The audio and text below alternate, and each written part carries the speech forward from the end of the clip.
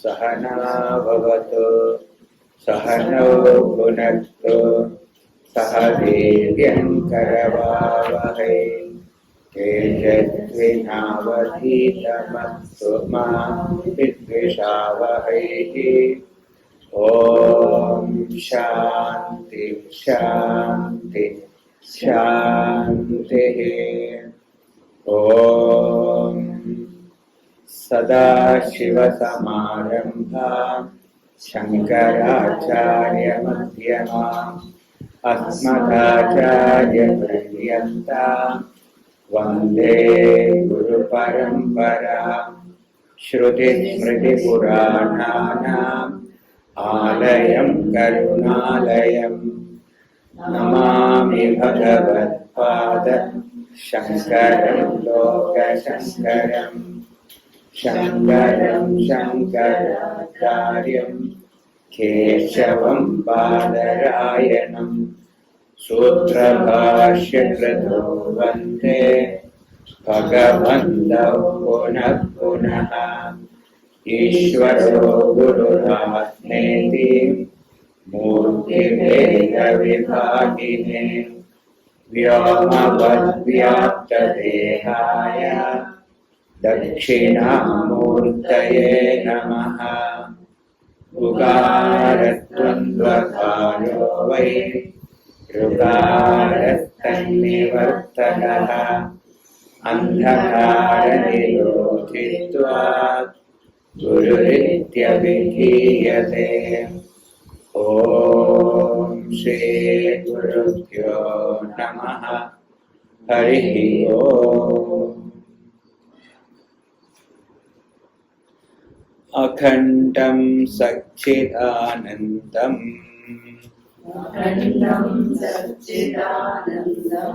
अवाङ्मनसगोचरम् आत्मानमखिलाधारम्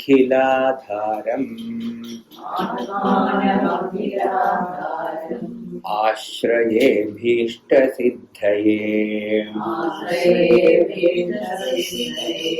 अर्थतोऽप्यद्वयानन्दान् अतीतद्वैतभानतः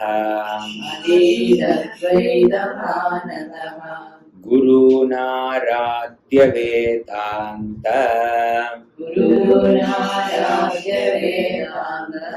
सारं भक्ष्ये यथामति।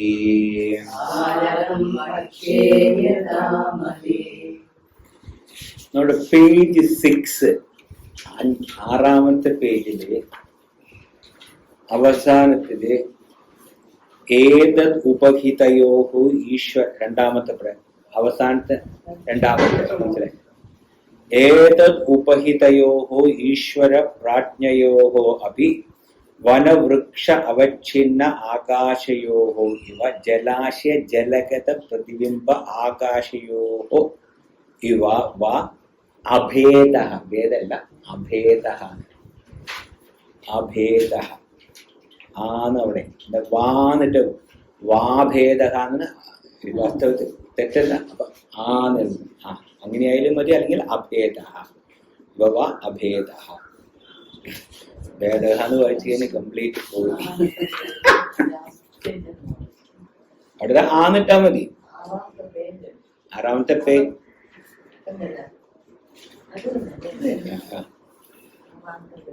ഓക്കെ. ഇതം ഏവ തുരീയം ശുദ്ധ ചൈതന്യം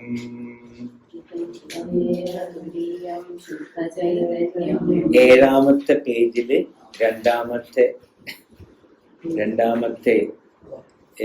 പാരഗ്രാഫ്. ഇതം ഏവ തുരീയം ശുദ്ധ ചൈതന്യം അജ്ഞാനാദി തദ് ഉപഹിത ചൈതന്യാഭ്യാം തപ്തായ പിണ്ഡവത് അവിവിക്തം സന്ന്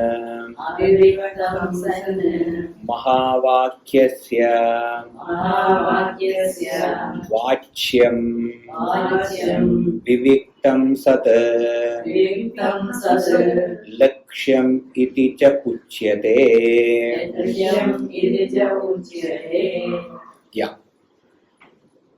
നമ്മള് മുൻപ് ആകാശം, വന വൃക്ഷാവച്ഛിന്നാകാശം, ജലാശയ ജലഗത അവച്ഛിന്ന ആകാശം, വാസ്തവത്തില് വനാവച്ഛിന്നമായിരിക്കുന്ന ആകാശത്തിനും വൃക്ഷാവച്ഛിന്നമായിരിക്കുന്ന ആകാശത്തിനും തമ്മിൽ വ്യത്യാസമില്ല.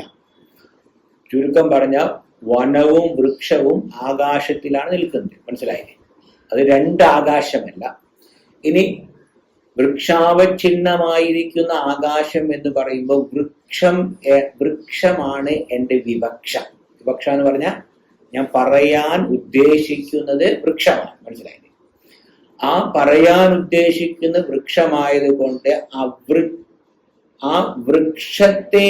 വൃക്ഷമെന്നുള്ളതിനെ ചുറ്റി നിൽക്കുന്ന ആകാശം. മനസ്സിലായില്ലേ?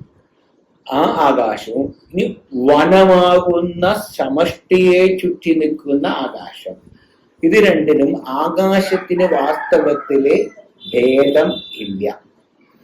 ഇനി ജലാശയവും ജലഗത പ്രതിബിംബം, ജലാശയം ജലഗത പ്രതിബിംബം, ഈ ജലാശയത്തിനും ജലത്തിലുള്ള പ്രതിബിംബത്തിനും വാസ്തവത്തില് പ്രതിബിംബം അനേകമുണ്ടെങ്കിലും ബിംബത്തിന് യാതൊന്നും സംഭവിക്കാൻ പോകുന്നില്ല. ഒരു കണ്ണാട് വെച്ചിട്ട് ചുറ്റും കണ്ണാട് വെച്ചിട്ട് നമ്മൾ അവിടെ പോയിരുന്ന് നമ്മുടെ പ്രതിബിംബം എല്ലാവരുടെയും റിഫ്ലക്ട് ചെയ്യുന്നതായിട്ട് കാണും. അതുകൊണ്ട് നമുക്ക് എന്തെങ്കിലും ദോഷമുണ്ടോ? ഇല്ല. അപ്പൊ പ്രതിബിംബം എത്ര വേണമെങ്കിലും ഉണ്ടായിക്കോട്ടെ, ബിംബത്തിന് യാതൊരു മാറ്റവും ഇല്ല. ഇവിടെ തുരീയം ചൈതന്യം എന്ന് മുമ്പ് നമ്മൾ പറഞ്ഞു. അതെ, അനുപഹിതം ചൈതന്യം തത്തുരീയം ഇതി ഉച്യത്തെ. ശാന്തം ശിവമദ്വൈതം ചതുർത്ഥം മന്യന്തെ സ ആത്മാ സവിജ്ഞേയഃ. മാണ്ഡൂക്യോപനിഷത്തിലെ മന്ത്രമാണ്. അവിടെ പറയുന്നത് തുരീയം ചൈതന്യം. തുരീയം ചൈതന്യം എന്ന് പറഞ്ഞാൽ എന്താ? ഇതും വളരെ കൺഫ്യൂഷൻ ആയിട്ടുള്ള എല്ലാവർക്കും സംശയം ഉണ്ടാക്കുന്നതാണ്. തുരീയം എന്ന് പറഞ്ഞിട്ടുണ്ടെങ്കിൽ സത്യം എന്നർത്ഥം. മറ്റൊരു വാക്ക് നമ്മൾ കൊടുക്കുകയാണെങ്കിൽ തുരീയത്തിന് സത്യം. ഇനി മറ്റു ജാഗ്രത സ്വപ്ന സുഷുപ്തി എന്നുള്ളത് അത് സത്യമല്ല. എന്തുകൊണ്ട് ജാഗ്രത സ്വപ്ന സുഷുപ്തികൾ സത്യമല്ലാതിരിക്കുന്നു എന്ന് ചോദിച്ചാൽ, ജാഗ്രത സ്വപ്ന സുഷുപ്തികൾ വന്നു പോയിക്കൊണ്ടിരിക്കുന്നു. അല്ലെ? നമ്മൾ എപ്പോഴും ജാഗ്രത അവസ്ഥയിൽ ഇരിക്കാൻ പറ്റും? നമുക്ക് എപ്പോഴും സ്വപ്നം കണ്ടിരിക്കാൻ പറ്റും? എപ്പോഴും നമുക്ക് ഉറങ്ങാനായിട്ട് പറ്റും? ചിലവരുണ്ടായിരിക്കാം. അപ്പോ ഈ മൂന്നവസ്ഥകളും വന്നു പോയിക്കൊണ്ടിരിക്കുന്നതാണ്. അപ്പൊ ഈ മൂന്നവസ്ഥയും വന്നു പോകണമെങ്കിൽ വരാതെയും പോകാതെയും ഇരിക്കുന്ന ഒന്ന് ഉണ്ടെങ്കിലേ ഇവയ്ക്ക് വരാനും പോവാനും സാധിക്കും. അപ്പൊ തുരീയം ചൈതന്യം എന്നുള്ളത് ജാഗ്രത അവസ്ഥയിലുമുണ്ട്, സ്വപ്നാവസ്ഥയിലുമുണ്ട്, സുഷുപ്തിയിലുമുണ്ട്. അപ്പൊ തുരീയം എന്നുള്ളത് അവസ്ഥയല്ല. തുരീയം എന്നുള്ളതാണ് നമ്മുടെ സ്ഥായിയായിട്ടുള്ള സ്വരൂപം. ജാഗ്രത സ്വപ്ന സുഷുപ്തി എന്നുള്ളത് അവസ്ഥയാണ്. മനസ്സിലായി?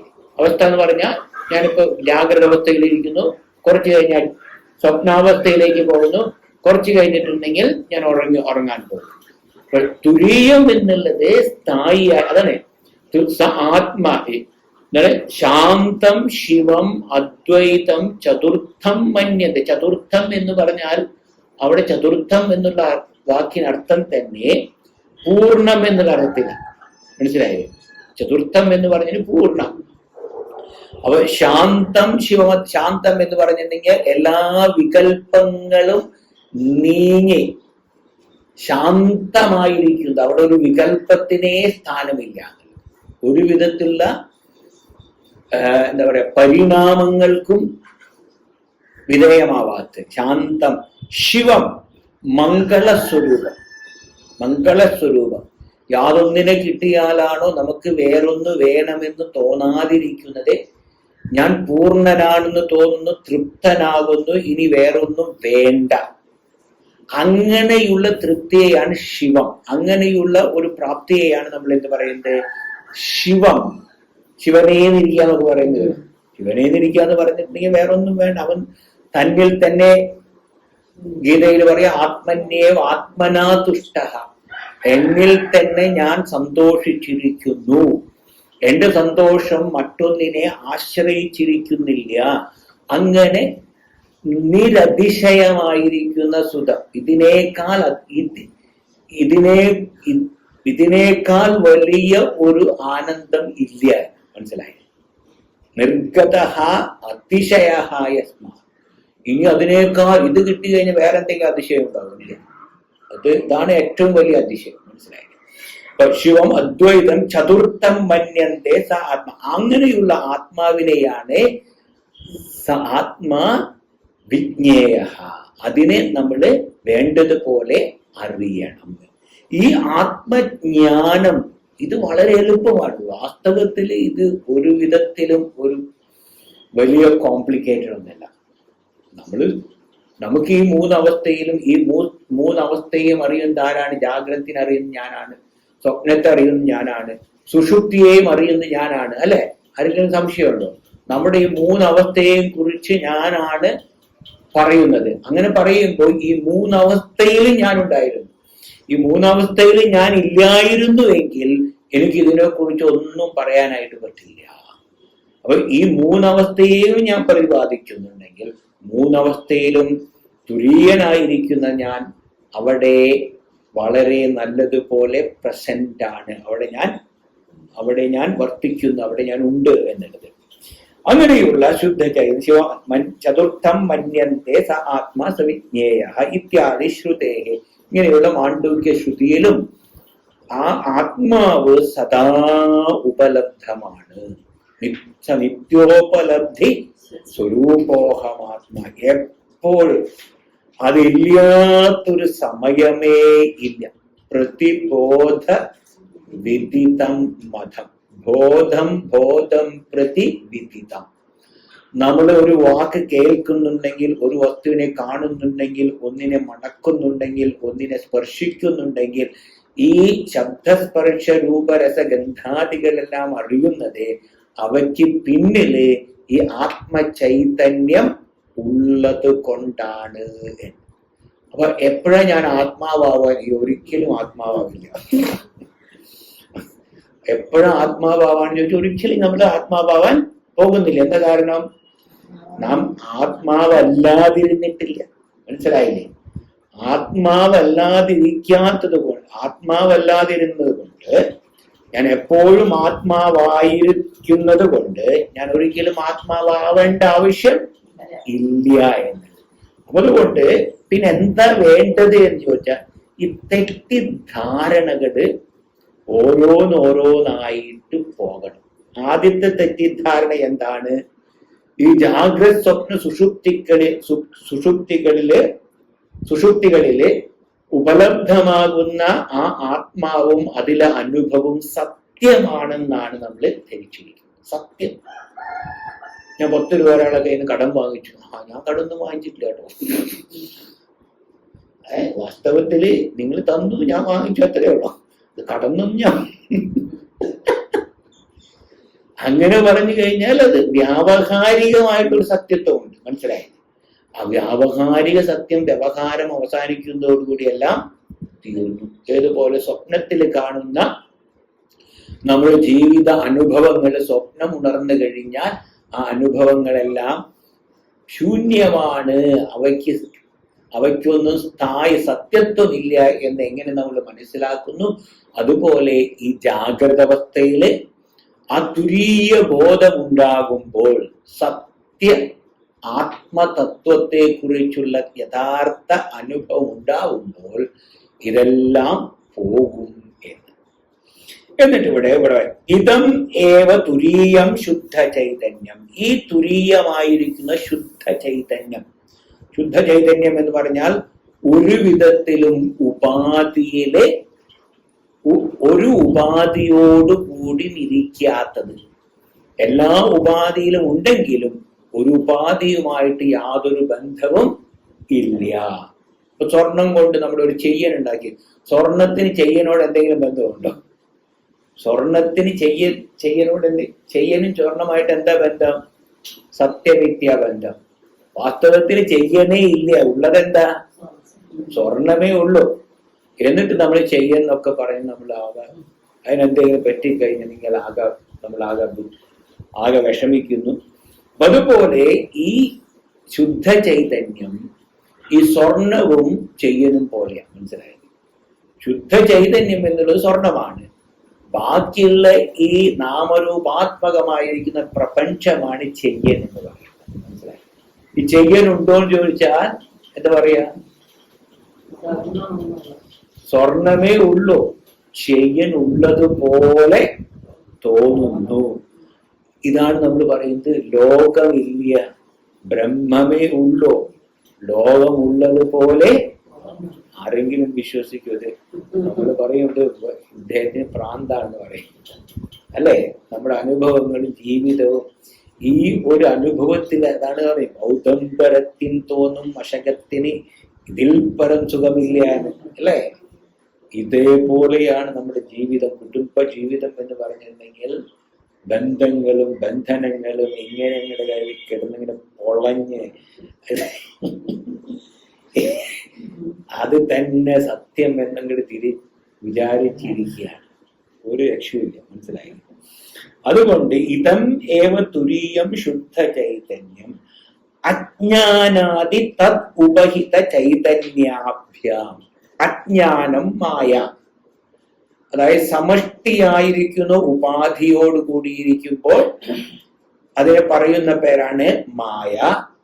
വ്യഷ്ടിയായിരിക്കുന്ന ഉപാധിയോട് കൂടിയിരിക്കുമ്പോൾ പറയുന്ന പേരാണ് അവിദ്യ അല്ലെങ്കിൽ അജ്ഞാനം.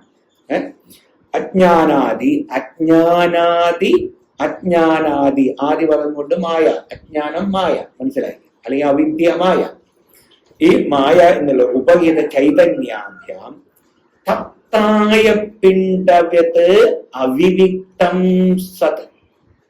സദോ സന്ന സത് സതാണ് ശരിക്കും. ഞാൻ മാ വന്നുകൊണ്ടാണ് എന്നിട്ടത്. മനസ്സിലായി? അപ്പൊ തപ്തായ പിണ്ഡവത് നല്ലതുപോലെ ഈ കൊല്ലന്റെ ഒക്കെ ആലയിൽ പോയി കഴിഞ്ഞാൽ അദ്ദേഹം ആ ആലയില് ഇരുമ്പ് വെച്ച് ഇങ്ങനെ ഫ്ലവർ ഇങ്ങനെ തിരിച്ചുകൊണ്ടിരിക്കും. തിരിച്ചു കഴിഞ്ഞ് കുറെ കഴിയുമ്പോ ഇരുമ്പ് ഇങ്ങനെ റെഡ് നല്ല പഴുത്ത് മാമ്പഴം പോലെ ഇരിക്കും. അങ്ങനെയുള്ള ആ ഇരുമ്പിന്റെ കഷ്ണം കണ്ടു കഴിഞ്ഞിട്ടുണ്ടെങ്കിൽ എന്താ, അതില് അഗ്നിയും ഇരുമ്പും ഒന്നുപോലെ. നമ്മൾ ആ ഇരുമ്പിന്റെ കഷ്ണം തൊട്ട് കഴിഞ്ഞാൽ നമ്മൾ എന്ത് പറയും? ഇരുമ്പെന്നെ പൊള്ളിച്ചു എന്ന് പറയും. വാസ്തവത്തിൽ ഇരുമ്പിന് പൊള്ളിക്കാനുള്ള കഴിവുണ്ടോ? ഇല്ല. ഇരുമ്പിലുള്ള അഗ്നിയാണ് എൻ്റെ കൈ പൊള്ളിച്ചത്. അല്ലെങ്കിൽ അയോദഹതി, ഇങ്ങനെയാണ് സംസ്കൃതം. അയോദഹതി, ഇരുമ്പ് എന്നെ പൊള്ളിച്ചു എന്ന്. വാസ്തവത്തിൽ ഇരുമ്പാണ് പൊള്ളിച്ചത്? അല്ല, അഗ്നിയാണ് പൊള്ളിച്ചത്. നമുക്കറിയാം അഗ്നിയാണ് പൊള്ളിച്ചത്, എന്നിരുന്നാലും നമ്മൾ ഇരുമ്പ് പൊള്ളിച്ചു എന്ന്. ഇതുപോലെ ഈ വ്യക്തിയാകുന്ന ഉപാധിയോട് കൂടിയിരിക്കുന്നവനാണ് ഞാൻ. ഈ ഉപാധിയിൽ ഉപലബ്ധമാകുന്ന ശുദ്ധ ചൈതന്യം ആ ശുദ്ധ ചൈതന്യം ഈ അജ്ഞാനമാകുന്ന ഉപാധിയുമായിട്ട് തപ്തായ പിണ്ഡവത് താതാത്മ്യം. മനസ്സിലായി? എങ്ങനെയാണോ നല്ലതുപോലെ പഴുത്തിരിക്കുന്ന ഇരുമ്പിന്റെ കഷ്ണം അഗ്നി പോലെ തന്നെ ഇരിക്കുന്നത്, ഇവിടെ ഈ ശുദ്ധ ചൈതന്യം ഈ ശരീരത്തിൽ ഉപലബ്ധമാകുന്നു. ശരീരമാകുന്ന ഉപാധിയിൽ ഉപലബ്ധമാകുമ്പോൾ നമ്മൾ എന്ത് പറയുന്നു? ഇത് ഞാനാണ് എന്ന് പറയും. ആ ഞാൻ എന്നുള്ളത് എന്താ? ഞാൻ ഈ ശരീരത്തിൽ മാത്രമാണ് ഇരിക്കുന്നത്.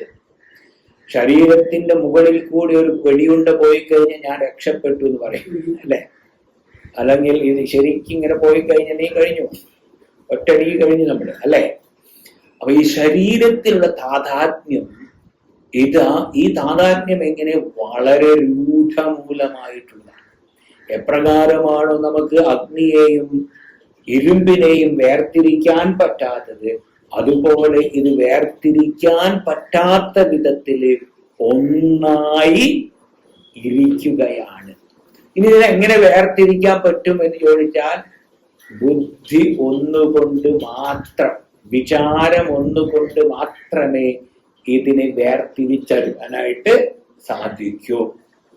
ആ വിചാരം എങ്ങനെ വേണം? ഈ പ്രപഞ്ചത്തിനെല്ലാം ആധാരമായിരിക്കുന്ന സച്ചിദാനന്ദമായിരിക്കുന്ന ബ്രഹ്മമാണ്. ആ ബ്രഹ്മത്തിൽ നിന്നാണ് ഈ കാണുന്ന പ്രപഞ്ചമെല്ലാം ഉരുത്തിരിഞ്ഞിരിക്കുന്നത്. ആ ഉരുത്തിരിഞ്ഞിരിക്കുന്ന പ്രപഞ്ചം വാസ്തവത്തില് ഇല്ലാത്തതാണ്. പുരുഷൻ മായ എന്നൊക്കെ നമ്മൾ പറയും. ശിവശക്തിയായുക്തോ യതി ഭവതി ശക്ത പ്രഭവിതും, അല്ലെ? ശിവൻ ശക്തിയോടുകൂടിയിരിക്കുമ്പോഴാണ് ഈ പ്രപഞ്ച സൃഷ്ടിക്ക് ശിവൻ ശക്തനായിട്ടിരിക്കുന്നത്. ആ ശക്തി ഇല്ലെങ്കിൽ ശിവനൊന്നും ചെയ്യാനായിട്ട് സാധ്യമല്ല. അപ്പൊ ഒരേ വസ്തുവാണ്, മനസ്സിലായില്ലേ? ശിവനെയും ശക്തിയെയും നമുക്ക് വേർതിരിക്കാൻ പറ്റില്ല, മനസ്സിലായില്ലേ? വാഗർത്താവ സംപൃക്തൗ വാഗർത്ത പ്രതിപത്തയെ ജഗത പിതരൗ വന്ദേ പാർവതി പരമേശ്വരവും. വാക്കും അർത്ഥവും എങ്ങനെയാണോ നമുക്ക് വേർതിരിക്കാൻ പറ്റാത്തത്, അല്ലെ? ഒരു വാക്ക്, അതിന്റെ അർത്ഥം നമുക്ക് അറിയുന്ന ഒരു വാക്ക് പറയണം, മാങ്ങ. ആ മാങ്ങ എന്നുള്ള വാക്കും ആ മാങ്ങയും തമ്മിൽ എന്താ വ്യത്യാസം? നമുക്ക് വേർതിരിക്കാൻ പറ്റുമോ? ഇല്ല. നമുക്കറിയാമെങ്കിൽ മനസ്സിലായി, അറിയില്ലെങ്കിൽ എന്താ ഒരു വാക്ക്, അല്ലെങ്കിൽ അതാണ് വാഗർത്തവും ഇവ അസംപൃക്ത, അതിന് നമുക്ക് ഒരിക്കലും വേർതിരിക്കാൻ പറ്റില്ല. അതുപോലെയാണ് ജഗത പിതരൗ വന്ദേ പാർവതി പരമേശ്വരവും. ജഗത്തിന്റെ പിതാക്കന്മാരായിരിക്കുന്ന പാർവതിക്കും പരമേശ്വരനുമായിക്കൊണ്ട് എന്റെ നമസ്കാരം. അപ്പൊ ഈ രണ്ട് തത്വത്തെയും നമുക്കൊരിക്കലും മാറ്റി നിർത്താനായിട്ട് സാധ്യമല്ല. അതുപോലെ ഇവിടെയും നമ്മൾ ബ്രഹ്മം എന്ന് പറയുമ്പോ അവിടെ മായ എന്നുള്ളൊരു ശക്തിയും കൂടിയുണ്ട്. ആ മായാശക്തി എന്ന് പറഞ്ഞാൽ ഈ സമ്പൂർണ്ണ ജഗത്തിന്റെ സൃഷ്ടിക്ക് കഴിവുള്ള ഒരു ബീജമാണ്. Everything potentially existed in it, മനസ്സിലായോ? ആ ബീജത്തിലില്ലാത്ത ഒന്നിനും ഇവിടെ ഉണ്ടാവാൻ സാധ്യമല്ല, മനസ്സിലായേ? എന്തൊക്കെ ഉണ്ടോ ഈ പ്രപഞ്ചത്തില് അതെല്ലാം തന്നെ ഈ കാണുന്ന ആ ബീജത്തില് ഉണ്ട്. അതിനെയാണ് നമ്മൾ മായ എന്ന് പറയുന്നത്. ആ മായ പുരുഷന്റെ സാന്നിധ്യത്തില് ഈ പ്രപഞ്ചത്തെ മുഴുവനും സൃഷ്ടിച്ച് നിലനിർത്തി സംഹരിക്കുന്നു. അപ്പൊ സൃഷ്ടിത്തിന് സംഹാരം എന്നുള്ളത് ഒരു സമയത്ത് തുടങ്ങിയതല്ല, അതിപ്പോഴും നടന്നുകൊണ്ടിരിക്കും, മനസ്സിലായോ? നമ്മളൊരു സൃഷ്ടി കഴിഞ്ഞ് ഭഗവാൻ പോയി. ഭഗവാൻ എങ്ങോട്ട് പോകുന്നു? ഭഗവാൻ ഇവിടെ എല്ലാവിടെയും ഉണ്ട്, മനസ്സിലായില്ലേ? അപ്പൊ ഭഗവാൻ ഈശ്വരനില്ലാത്ത ഒരു സ്ഥലവുമില്ല. ഈശാവാസ്യമിതം സർവം.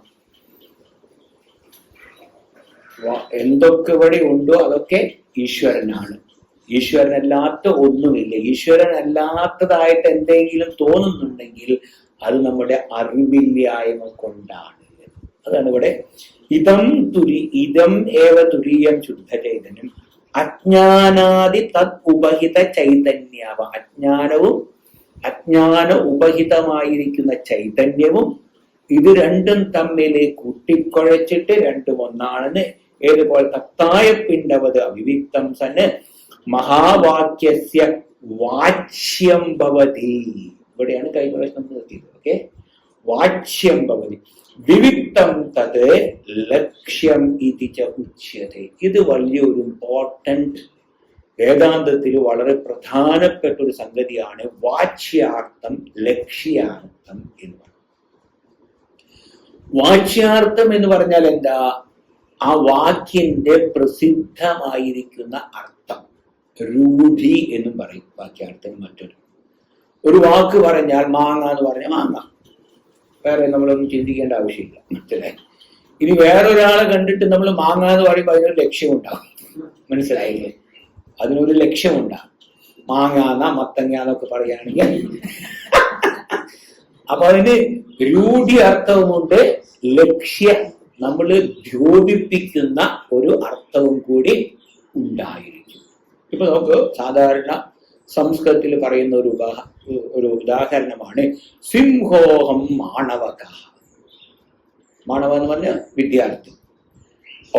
ഈ ഒരു വിദ്യാർത്ഥി അവനൊരു സിംഹമാണ്, മനസ്സിലായി? സിംഹമാണ്. സിംഹം എന്നുള്ളതിന്റെ രൂഢ്യർത്ഥം എന്നുള്ളത് യഥാർത്ഥ സിംഹം, 4 കാലിലുള്ള നല്ല ശൂരവീര പരാക്രമി കാട്ടിലെ രാജാവായിരിക്കും സിംഹം എന്നുള്ളതാണ് രൂഢ്യർത്ഥം. ഇവിടെ ഈ ഒരു വിദ്യാർത്ഥി സിംഹത്തെ പോലെയാണെന്ന് സിംഹമാണെന്ന് പറഞ്ഞിട്ടുണ്ടെങ്കിൽ അവൻ സിംഹത്തിന്റെ ചില ഗുണങ്ങൾ അവന് ഉണ്ട്. ഇത് സെക്കൻഡറി മീനിങ് ആണ്, മനസ്സിലായി? പ്രൈമറി മീനിങ്, മുഖ്യാർത്ഥം എന്നുള്ളത് ഗൗണം, മുഖ്യം ഗൗണം എന്ന് പറയും. മുഖ്യാർത്ഥം എന്നുള്ളത് സിംഹം, യഥാർത്ഥ സിംഹം. ഗൗണാർത്ഥം എന്നുള്ളത് ഈ സിംഹത്തെ പോലെ ശൂര വീര പരാക്രമി, ഭയമില്ല, ധൈര്യവാനാണ്, എന്തും ചെയ്യാനായിട്ടുള്ള കഴിവുണ്ട്, ആത്മവിശ്വാസമുള്ളവനാണ്, ഈ ഗുണഗണങ്ങളെല്ലാം ഉള്ളവനാണ് ഈ വിദ്യാർത്ഥി. അതുകൊണ്ട് സിംഹോഹം മാണവ എന്നുള്ളത് ലക്ഷ്യത്തിലാണ്. അതിന് രൂഢ്യർത്ഥമല്ല, നമ്മൾ ഗൗണമായിട്ട് മുഖ്യാർത്ഥത്തിലല്ല ഗൗണത്തിലാണ് നമ്മൾ കൊണ്ടുപോകും. ഇനി ഇവിടെ നോക്കൂ, ഇവിടെ എന്താ? തത്വമസി മഹാവാക്യം. തത് ത്വം അസി. തത് എന്ന് പറഞ്ഞിട്ടുണ്ടെങ്കിൽ ആ ഭഗവാൻ. ഏത് ഭഗവാൻ? സർവശക്തൻ, സർവാന്തര്യാമി, സർവജ്ഞൻ, സർവവ്യാപി, ഇങ്ങനെയുള്ള ഭഗവാൻ, മനസ്സിലായി? ഇനി ത്വം എന്ന് പറഞ്ഞാലോ അല്പജ്ഞൻ, അല്പശക്തിമാൻ, അല്പവ്യാപകത്വം, എല്ലാം അല്പമായിട്ട് വരും. അപ്പൊ ഇവിടെ തത്വമസി, അത് നീയാണ്. ഇപ്പൊ വാച്യാർത്ഥത്തിൽ ഇപ്പൊ ഈശ്വരൻ എന്ന് പറഞ്ഞിട്ടുണ്ടെങ്കിൽ സർവജ്ഞൻ, സർവശക്തിമാൻ, സർവ സൃഷ്ടിത്വം, എല്ലാത്തിനെയും സൃഷ്ടിച്ചിരിക്കുന്നവനാണ്, ഇങ്ങനെയുള്ളതാണ് ഈശ്വരൻ എന്നുള്ള ഉപാധി. പക്ഷെ ജീവൻ എന്നുള്ള ഉപാധി എന്ന് പറയുമ്പോൾ വളരെ വളരെ ലിമിറ്റഡ് ആണ്. അങ്ങനെ ഇരിക്കുമ്പോൾ വാച്യാർത്ഥത്തില് അവിടെ ഭേദമുണ്ട്. വാച്യാർത്ഥത്തില് ഭേദം തീർച്ചയായിട്ടുമുണ്ട്. എനിക്ക് ഈ പ്രപഞ്ചത്തെ സൃഷ്ടിക്കാൻ കഴിഞ്ഞിട്ട് ഒരു ചെറിയൊരു വീട് പോലും ഉണ്ടാക്കാനായിട്ടുള്ള കഴിവ് എനിക്കില്ല. നമുക്ക് പൈസ ഉണ്ടാവും, പക്ഷെ നമുക്ക് വീടുണ്ടാക്കാൻ പറ്റുമോ? വീടുണ്ടാക്കണമെങ്കിൽ നമ്മൾ അറിയുന്ന ആൾക്കാരെ കൊണ്ട് വേണം. അപ്പൊ നമ്മളുടെ കഴിവ് എന്നുള്ളത് വളരെ ലിമിറ്റഡ് ആയിട്ടുള്ള കഴിവാണ്. അങ്ങനെ ഇരിക്കുന്ന ഈ ഉപാധി, അതായത് ഈശ്വരനാകുന്ന വാച്യാർത്ഥമായിരിക്കുന്ന ഈശ്വരൻ എന്നുള്ള ഉപാധിയിൽ ഉപലബ്ധമാകുന്ന ചൈതന്യം, ത്വംപദ ലക്ഷ്യാർത്ഥമായിരിക്കുന്ന ജീവൻ എന്നുള്ള ഉപാധിയിൽ ഉപലബ്ധമാകുന്ന ചൈതന്യം, ഈ രണ്ട് ചൈതന്യത്തെ വെച്ച് നോക്കുമ്പോ അവിടെ ഭേദം ഇല്ല. ചൈതന്യം എന്നുള്ള തലത്തില് ഭേദം ഇല്ല. പക്ഷേ ഉപാധി എന്നുള്ള തലത്തില് ഭേദം തീർച്ചയായിട്ടുമുണ്ട്. നമുക്കൊരിക്കലും ഈശ്വരനാവാൻ പറ്റില്ല. ഇനി ഈ ഒരു സത്യം സാക്ഷാത്കരിച്ചിരിക്കുന്ന ഒരാൾ, അതായത് പൂർണ്ണമായിട്ടും ഉപാധിയിൽ ഉപഹിതമാകുന്ന ചൈതന്യമാണ് ഞാൻ, ഉപാധിയാകുന്ന പരിച്ഛിന്നത്വം എനിക്കില്ല, ഞാൻ ഈ ഉപാധിയെയും അതിക്രമിച്ചിരിക്കുന്ന ചൈതന്യമാണ് ഈ ഉപാധി എന്നുള്ളത് താൽക്കാലികമായിട്ട് തനിക്ക് വന്നു ചേർന്നിരിക്കുന്ന ഒന്നാണ്. ഉപാധിയുമായിട്ട് എനിക്ക് യാതൊരു വിധത്തിലുള്ള രാഗദ്വേഷങ്ങളൊന്നുമില്ല എന്നറിയുന്ന ഒരുവൻ, അവന് പറയാം അഹം വൃക്ഷസ്യരേരിവ കീർത്തി പൃഷ്ടംഗിരേരിവ ഊർധ്വപവിത്രോ വാചിനീവ സ്വമൃതമസ്മി ദ്രവിണവും സവർച്ചസം സുമേധ അമൃതോക്ഷിതഃ ഇതി ത്രിശങ്കുർവേദാനുവചനം. ത്രിശങ്കുവിനെ ഈ സത്യം ബോധ്യപ്പെട്ടു. അതുകൊണ്ട് അദ്ദേഹം പറയുന്നു അഹം വൃക്ഷസ്യരേരിവ, ഞാൻ ഈ സംസാര വൃക്ഷത്തിന്റെ നാരായ വേരാണ്. എന്നിൽ നിന്നാണ് ഈ സംസാര വൃക്ഷം വന്നിരിക്കുന്നത്. എന്നെ ആശ്രയിച്ചിരിക്കുന്നു, ഞാൻ ഒന്നിനെയും ആശ്രയിച്ചിരിക്കുന്നില്ല. മനസ്സിലായി? ഇതിപ്പോ എനിക്കും ബോധ്യമായി, എനിക്കും പറയാം. ശങ്കു പറഞ്ഞതുപോലെ എല്ലാവർക്കും പറയാം, ഈ ഉപാധി എന്നുള്ളത് താൽക്കാലികമായിട്ട് വന്നിരിക്കുന്നു. ഈ ഉപാധിയിൽ ഉപഹിതമായിരിക്കുന്ന ചൈതന്യം, അതിൽ യാതൊരു വിധത്തിലുള്ള വ്യത്യാസവുമില്ല. ഇനി ഈ ഉപാധിയിലെ വാസ്തവത്തിൽ നമുക്ക് താതാത്മ്യം എന്തിനോടാണെന്ന് ചോദിച്ചിട്ടുണ്ടെങ്കിൽ നമുക്ക് ഉപാധിയുമായിട്ടല്ല താതാത്മ്യം, ഈ ഉപാധിയിലെ പ്രതിബിംബിക്കുന്ന ചൈതന്യവുമായിട്ടാണ് നമുക്ക് താല്പര്യം. പ്രതിബിംബിത ചൈതന്യവുമായിട്ടാണ് ഞാൻ താതാത്മ്യപ്പെട്ടിരിക്കുന്നത്. ബിംബ ചൈതന്യത്തെ കുറിച്ച് എനിക്ക് യാതൊരു ബോധവുമില്ല. മനസ്സിലായി? അതായത് ഒരു ഒറിജിനൽ ചൈതന്യമുണ്ട്. മനസ്സിലായി? ഒറിജിനൽ ചൈതന്യം. ആ ഒറിജിനൽ ചൈതന്യം എന്ന് പറഞ്ഞിട്ടുണ്ടെങ്കിൽ അത് എല്ലാവിടെയും വ്യാപിച്ചിരിക്കുന്നു. അതിനേക്കാൾ വ്യാപകമായിരിക്കുന്ന ഒന്ന് ഇല്ല. മനസ്സിലായി? അതാണ് എല്ലാം. ചിന്മാത്ര വിസ്താരിതം സർവം ചെയ്തത വിദ്യയ ത്രിഗുണയ. അല്ലെ? അപ്പൊ ഈ നമ്മൾ ചെയ്തിരിക്കുന്ന ഈ പ്രവർത്തികളെല്ലാം ഈ ത്രിഗുണങ്ങളുടെ ഉള്ളിൽ പെട്ട്, ഇനി ത്രിഗുണങ്ങളുടെ ഉള്ളിൽ എങ്ങനെയാണ് നമ്മൾ പെട്ടത്? അവിദ്യയ, അറിവില്ലായ്മ കൊണ്ട്. സത്വരജസ്തമോ ഗുണങ്ങളിൽ പെട്ടിട്ട് ഓരോരോ പ്രവൃത്തികൾ നമ്മൾ ഇങ്ങനെ നിരന്തരം ചെയ്തുകൊണ്ടിരിക്കും. ഞാൻ ചെയ്യുന്നു, എനിക്ക് വേണം, അത് എൻ്റേതാണത്, ഇങ്ങനെയുള്ള ഞാൻ എൻ്റേതെന്നുള്ള അഹം മമ ഇതി, ഇങ്ങനെയുള്ള ഈ ആശയം നമ്മൾ കൃത്യമായിട്ട് ഈ ലോകത്തിൽ വരിഞ്ഞു മുറുക്കി ഇവിടെ തന്നെ കൊണ്ടുവയ്ക്കും. നമ്മൾ പറയും കുറെ വൈരാഗ്യമൊക്കെ ഉണ്ട്. എന്ത് വൈരാഗ്യം? വൈരാഗ്യം എന്ന് പറഞ്ഞിട്ടുണ്ടെങ്കിൽ ഒന്നിനോടും ഒരു മമതയില്ലാതെ, ശരീരം എനിക്ക് തന്നിരിക്കുന്നു, ഈ ശരീരത്തെ സംരക്ഷിക്കേണ്ടതായിട്ടുള്ള ഒരു ചുമതല എനിക്കുണ്ട്, അതുകൊണ്ട് ആഹാരം കഴിക്കും. ഈ ആഹാരം എങ്ങനെയുള്ള ആഹാരമായിരിക്കണം? എന്താഹാരമായാലും കുഴപ്പമില്ല. ഈ ശരീരത്തിന്റെ നിലനിൽപ്പിന് അനുയോജ്യമായിരിക്കുന്ന ആഹാരം കഴിച്ചുകൊണ്ട് അല്പമാത്രം പ്രവൃത്തി ചെയ്തുകൊണ്ട് ഇരിക്കും. ബാക്കിയുള്ള സമയത്ത് എന്ത് ചെയ്യണം? നിരന്തരമായിട്ട് ആത്മവിചാരം ചെയ്തു. പക്ഷെ ഉറപ്പുവരുത്തണം ബാക്കിയുള്ള സമയം ആത്മവിചാരം തന്നെയാണ് ചെയ്യുന്നത് എന്ന്. അല്ല സ്വാമി എപ്പോഴും വിചാരം ചെയ്യും. ഓക്കെ, അങ്ങനെ വിചാരം ചെയ്ത് കഴിഞ്ഞിട്ടുണ്ടെങ്കിൽ ആത്മവിചാരത്തിൽ നമ്മൾ പോയി മറ്റുള്ള ലോക വ്യവഹാരത്തിനുള്ളതായിരിക്കും ഇടപഴകുക. ആ വേണ്ടതുപോലെ അപ്പൊ ഈ ശരീരത്തിലെ മനസ്സിലെ പ്രതിബിംബിക്കുന്ന ആ ചൈതന്യമാണ് ഞാനെന്ന് വിചാരിച്ചിരിക്കുക. ഞാൻ മനസ്സിലായി? പ്രതിബിംബിത ചൈതന്യത്തിലാണ് എനിക്ക് താത്പര്യം. ഇത് ഈ ചൈതന്യം സർവവ്യാപകമായിരിക്കുന്ന ഈ ചൈതന്യം മനസ്സാകുന്ന അല്ലെങ്കിൽ നമ്മുടെ അന്തഃകരണത്തിൽ പ്രതിബിംബിക്കും. അങ്ങനെ പ്രതിബിംബിക്കുമ്പോൾ നമുക്ക് ഈ ശരീരം മുഴുവനും ഒരു എന്താ പറയാ ജീവനുള്ളത് പോലെ നമുക്ക് തോന്നുന്നു. ശരീരത്തിന് വാസ്തവത്തിൽ ജീവനില്ല, ജഡമാണ് ശരീരം. ആ ജഡമായിരിക്കുന്ന ശരീരം കൈകാലുകൾ അനക്കാനും വായ്കൊണ്ട് സംസാരിക്കാനും ചെവി കൊണ്ട് കേൾക്കാനും ഇതിനുള്ളൊരു ശക്തി നമുക്ക് കിട്ടും. നമ്മൾ പറയും ഞാനിപ്പോൾ ആരോഗ്യത്തോടു കൂടിയിരിക്കുന്നു. എന്ത് ആരോഗ്യം? എപ്പോ വേണമെങ്കിലും ഈ ആരോഗ്യം പോകാം. ഒരു ചെറിയൊരു പനി വന്നാൽ മതി, നമ്മുടെ ആരോഗ്യമെല്ലാം പോയി. അപ്പൊ ആരോഗ്യത്തിൽ അഹങ്കരിച്ചിട്ട് വലിയ കാര്യമൊന്നുമില്ല. അങ്ങനെ നമ്മൾ കൃത്യമായിട്ട് വിചാരം ചെയ്ത് ഈ ശരീരാദികളിൽ പ്രതിബിംബിക്കുന്ന പ്രതിബിംബിത ചൈതന്യം അല്ല ഞാൻ, മറിച്ച് ഈ ബിംബ ചൈതന്യമാണ് ഞാൻ.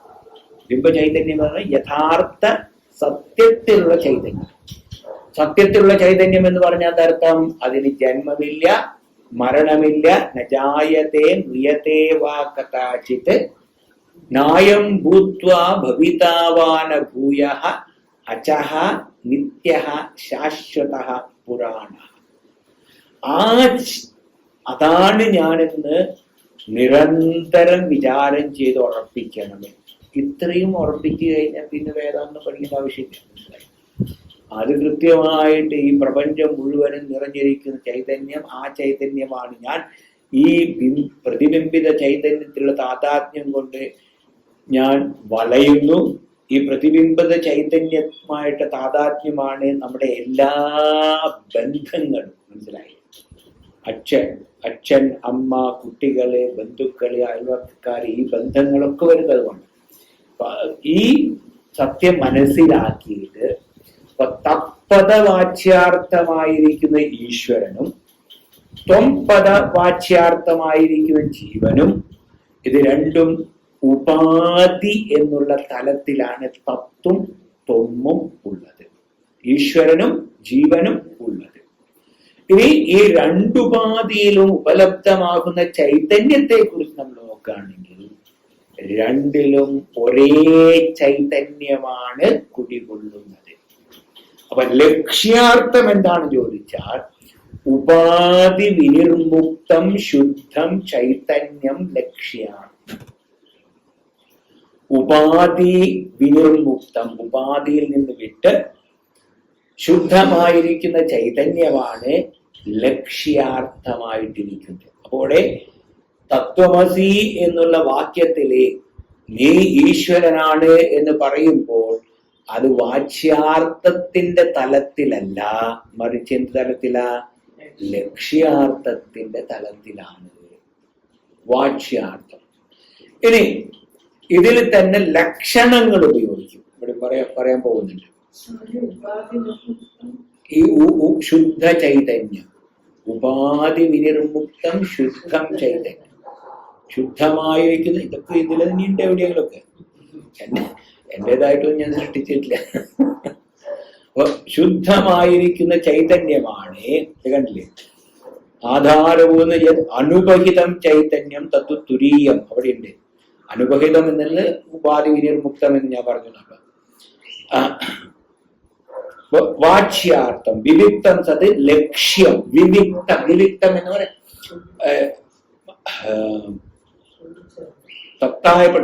അവിവിക്തം വാച്യാർത്ഥം, വിവിക്തം ലക്ഷ്യാർത്ഥം. അവിവിക്തം എന്ന് പറഞ്ഞ എന്താർത്ഥം? വേർതിരിച്ചറിയാതെ നമ്മൾ കൂട്ടിക്കുഴച്ചിരിക്കുന്നത്. വിവിക്തം എന്ന് പറഞ്ഞാലോ നമ്മൾ നല്ല പോലെ വേർതിരിച്ചറിഞ്ഞിരിക്കുന്നു. ശുദ്ധ ചൈതന്യം എന്താണെന്നും പ്രതിബിംബിത ചൈതന്യം എന്താണെന്നും ആ പ്രതിബിംബിത ചൈതന്യം പ്രതിബിംബിക്കുന്നത് തന്റെ അന്തഃകരണത്തിലാണെന്നും ഈ അന്തഃകരണം എന്നുള്ള ഉപാധിയില്ലെങ്കിൽ പിന്നെ അവിടെ പ്രതിബിംബിക്കാനായിട്ട് സാധ്യമല്ല. അങ്ങനെ ഈ പ്രതിബിംബിത ചൈതന്യത്തിലുള്ള എന്റെ ഞാനെന്നുള്ള തെറ്റിദ്ധാരണ മാറ്റി ശുദ്ധ ചൈതന്യമാണ് ഞാനെന്ന് അറിയുന്നതാണ്, അറിഞ്ഞ് അതിനനുസരിച്ച് ജീവിക്കുന്നതാണ് എന്ത്? ജീവൻ മുക്തി എന്ന് പറയും. ജീവൻ മുക്തി എന്ന് പറഞ്ഞിട്ടുണ്ടെങ്കിൽ വലിയ കാര്യമൊന്നുമില്ല. മനസ്സിലായി? ആൾക്കാർ പറയും നമ്മുടെ ഗുരു ജീവൻ മുക്തനാണ്. എല്ലാവരും ജീവൻ മുക്തന്മാരെ വാസ്തവത്തില് ആരും അംഗീകരിക്കുന്നില്ല. മനസ്സിലായില്ലേ? ഒരാൾ പറഞ്ഞ് നിങ്ങൾ ജീവൻ മുക്തനാണെന്ന് പറഞ്ഞു കഴിഞ്ഞാൽ അതിന് വേണ്ടതുപോലെ അംഗീകരിക്കാൻ നമുക്ക് പറ്റുന്നില്ല. എന്താ കാരണം? ഈ ശരീരാദികളിലും കുടുംബത്തിലും മറ്റ് ബന്ധങ്ങളിലുമുള്ള ആ ബന്ധനം നമുക്ക് പെട്ടെന്ന് തന്നെ അങ്ങോട്ട് പൊട്ടിച്ച് കളയാൻ സാധ്യമാകുന്നില്ല. വാസ്തവത്തിൽ അത് ചെയ്യേണ്ട ഒരു പരിധി കഴിഞ്ഞിട്ടുണ്ടെങ്കിൽ നമ്മളതൊക്കെ വിടണം. ഇതാണ് വാനപ്രസ്ഥം എന്നുള്ള. ആ വാനപ്രസ്ഥത്തിൽ പോകുമ്പോൾ എല്ലാം നമ്മളങ്ങനെ വിട്ടുകൊടുക്കണം. വിട്ടുകൊടുത്ത് ഞാൻ എന്ത് ചെയ്യും സ്വാമിജി? ഈ ആരോ പറഞ്ഞു, ഒരു ആശ്രമത്തിൽ ചേരണമെങ്കിൽ നമ്മുടെ വീട്ടിലെല്ലാം നമ്മൾ അവർക്കങ്ങ് എഴുതി കൊടുക്കും. അവർക്ക് എഴുതി കൊടുത്തു കഴിഞ്ഞിട്ടുണ്ടെങ്കിലേ അവിടെ ചേരാനായിട്ട് പറ്റും. നമുക്ക് വേറെ ഒന്നും പിന്നെ അവിടെ നിന്ന് നമുക്ക് പോരാനേ പറ്റില്ല. മനസ്സിലായി? നമ്മൾ അവിടെ അങ്ങോട്ട് പെട്ടുപോകും എന്ന് പറഞ്ഞാൽ പെട്ടങ്ങോട്ട് പോകും. നീരാളി പിടുത്തം പോലെയാ. മനസ്സിലായോ? പിന്നെ വിടാനൊന്നും പറ്റില്ല. നമുക്ക് സമയാസമയത്തിന് ഭക്ഷണം കിട്ടും, അവിടെയുള്ള ജോലികളൊക്കെ ചെയ്ത് അവിടെ അങ്ങോട്ട് ജീവിച്ചോളണം. അപ്പൊ അങ്ങനെ വേണമെങ്കിൽ ചെയ്യാം, അതൊരു നല്ലത്. വാസ്തവത്തിൽ അതിലൊന്നും തെറ്റൊന്നുമില്ല. മനസ്സിലായില്ലേ? അങ്ങനെ അവിടെ പോയി നമ്മൾ എന്ത് ചെയ്യും? വീട്ടിലിരുന്നിട്ട് എന്ത് ചെയ്യും?